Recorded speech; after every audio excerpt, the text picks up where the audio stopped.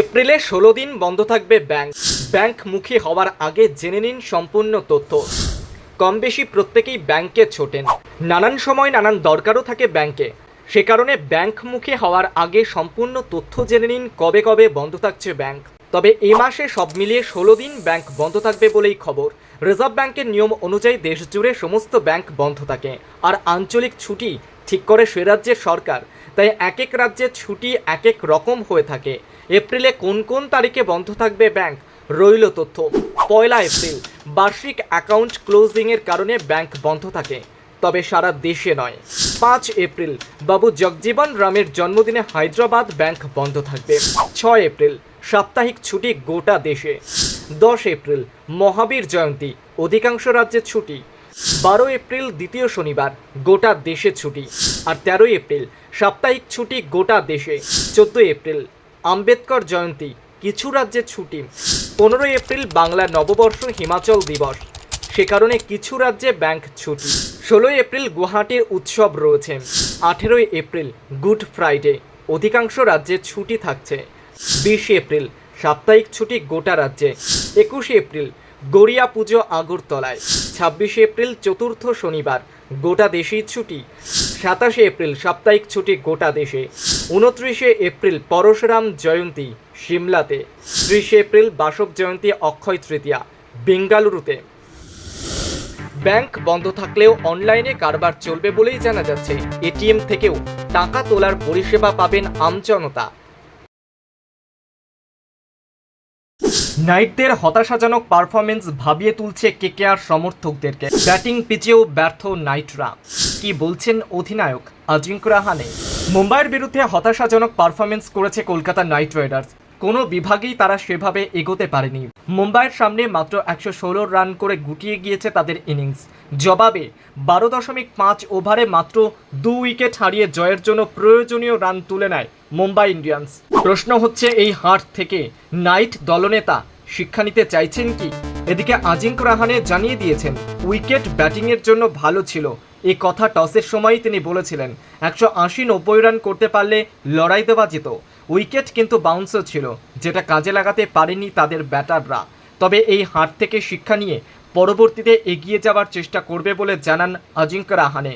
তিনি আরও বলেন, আমাদের বোলাররা চেষ্টার কোনো ত্রুটি রাখেনি, তবে লড়াই করার জন্য যে রান থাকা দরকার তা তো ছিল না। পাওয়ার প্লেতেই ৪ উইকেট খুইয়ে বসি, এরপর আর ঘুরে দাঁড়াতেই পারেনি। মুম্বাইয়ের বিরুদ্ধে হারের পর নাইটদের পয়েন্ট টেবিলে বিরাট পতন হয়েছে। ৩ ম্যাচে একটিতে জিতে একেবারে শেষে রয়েছে তারা। অধিনায়ক হিসেবেও রাহানে এদিন ব্যর্থ করেছেন মাত্র ১১ রান। তার সতীর্থরাও এদিন ফ্লপ করেছেন। কেবি বলার মতো তেমন কিছু করতে পারেননি। অত্যন্ত হতশ্রী ক্রিকেট উপহার দিয়ে মুম্বাইয়ের কাছে এদিন তারা ৮ উইকেটে পরাজয় স্বীকার করে নিয়েছেন। তবে নাইট দলনেতা স্পষ্ট করে জানাচ্ছেন, এই হার থেকে তারা শিক্ষা নিয়ে পরবর্তী ম্যাচে এগিয়ে যাওয়ার চেষ্টা করবেন। ঘিবলি জ্বরে ভুগছে গোটা পৃথিবী, আর তাতেই নাজেহাল অবস্থা প্রস্তুতকারী সংস্থা চ্যাটজিপিটি। কাজের চাপ এত বেড়ে গিয়েছে যে কর্মীরা রাত্রে ঘুমাতেও পারছেন না ঠিকমতো। তারা রীতিমতো অনুরোধ করে জানাচ্ছেন, পাগলামি এবার বন্ধ করুন, আমাদেরকে বিশ্রাম নিতে দিন। ঘিবলির জনপ্রিয়তায় নাজেহাল স্যাম অল্টম্যান। সোশ্যাল মিডিয়া খুললেই দেখা যাচ্ছে কার্টুন স্টাইলে মজার মজার সমস্ত ছবি। তারকা থেকে আমজনতা, নিজেকে কার্টুন চরিত্র দেখার লোভ সামলাতে পারছেন না কেউই। পৃথিবী জুড়ে ঘিবলি স্টাইলের এই জনপ্রিয়তায় নাজেহাল অবস্থায় রয়েছে প্রস্তুতকারী সংস্থা চ্যাটজিপিটি। কাজের চাপ এমনই হয়েছে যে বিশ্রাম নিতে পারছে না সংস্থার কর্মীরা। তারা ভাবছে, কেন তৈরি করলেন এই ঘিবলি আর্ট, যার ফলে সংস্থার কর্মীরা ঘুমাতেই পারছেন না। গুরুতর অবস্থায় সোশ্যাল মিডিয়ায় বার্তা দিলেন সংস্থার প্রধান অল্টম্যান।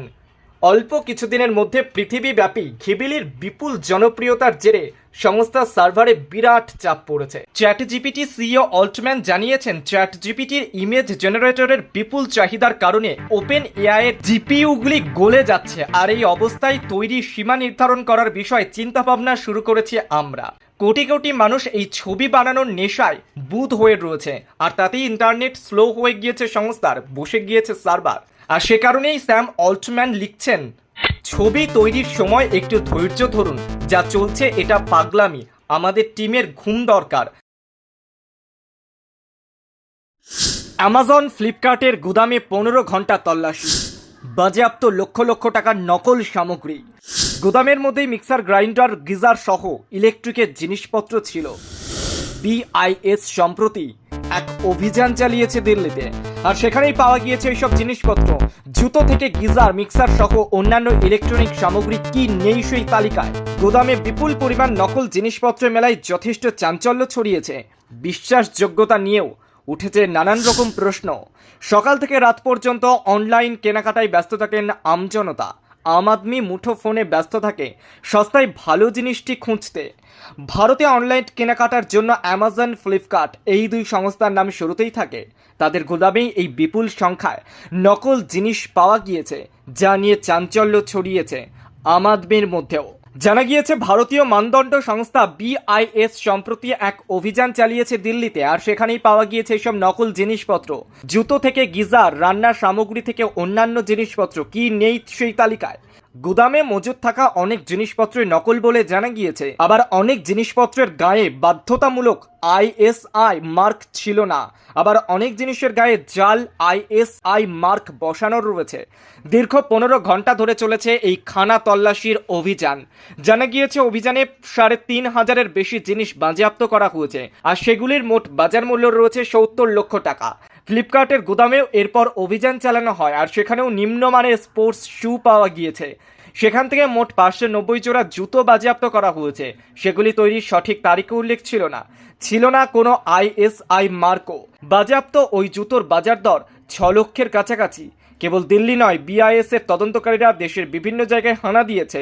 গুরগাঁও, ফরিদাবাদ, লখনৌ সহ একাধিক জায়গাতে হানা দেওয়ার খবর সামনে উঠে এসেছে। অ্যামাজনের গুদাম থেকে উদ্ধার হয়েছে সিলিং ফ্যান, বাচ্চাদের খেলনা, ডায়াপার সহ জলের বোতল। বাজেয়াপ্ত হয়েছে মোট 3,376টি জিনিস, আর ফ্লিপকার্টের গুদাম থেকে উদ্ধার হয়েছে 358টি ডায়াপার। বিআইএস এর তরফে জানানো হয়েছে যদি কোনো সংস্থা অনুমোদন ছাড়া পণ্য বিক্রি করে তাহলে আইনি ব্যবস্থা নেওয়া হবে। কিন্তু এই বিষয়ে কি বলছে এই দুটি সংস্থা? অ্যামাজনের তরফ থেকে বিবৃতি দেওয়া হয়েছে, সেখানে বলা হচ্ছে এই সংস্থা ভারতে একটি মার্কেট প্লেস পরিচালনা করে। আইন, নিয়মকানুন ও সংস্থার নীতি মেনে চলার দিকেও জোর দেওয়া হয়। কোনো অভিযোগ এলে যথাযথ ব্যবস্থাও করা হয়।